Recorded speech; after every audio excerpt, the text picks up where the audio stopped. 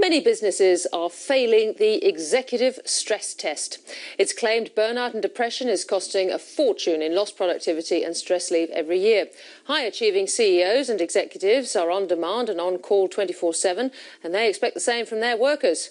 Inya Bjornsson asks whatever happened to working 9 to 5. Daniel Petrie didn't always start his day this relaxed.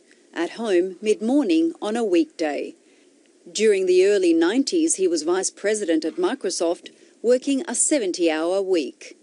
I'd been climbing this mountain at Microsoft, and I decided I wasn't prepared to make any more sacrifices, and the view from where I got to on the mountain was fine. His attitude to work changed when his only sister was killed in a car crash. He became known as the 9 to 5 VP, who refused to hold meetings before 9 a.m. or after 4 p.m. Today he divides his week between paid and charity work and is the author of numerous books on work-life balance.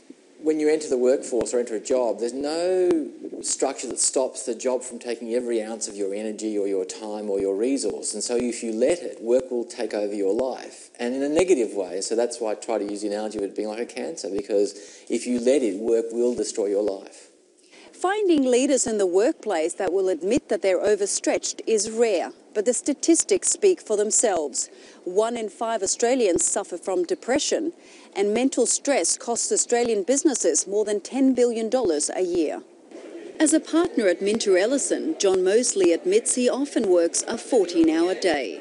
For me personally, there is a point, if you go one large transaction after another, then you will simply drop from exhaustion.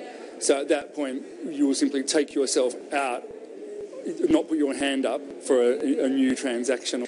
Psychologist and leading expert on mental fitness, Paula Robinson, says the obsessive work culture in Australian leaders has reached a critical level. Well, I think it's just cowboy territory at the moment. I think we've got this new information revolution and we haven't worked out how to manage it to our betterment. So we manage it, it doesn't manage us. And I think executives are on the emails too much. And it's quite interesting because of what we have at the moment in relation to being contactable 24/7, as it were. People have developed a sense of urgency when there not necessarily is one.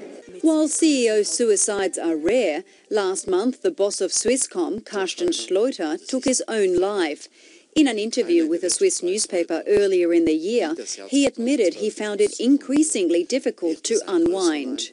What we really need is a few enlightened CEOs to take a stand and say, I know the damage I've caused to my family, relationships, to my health, mental and physical, and I know those extra hours weren't productive. I'm going to change the culture of my company and start to propagate that down. A workplace with employees with high levels of well-being at an individual level creates organisational well-being. Organisational well-being has bottom line benefits to an organisation: profitability, productivity, staff retention, less absenteeism. It's a case of working 9 to 5 coming from the vice president down.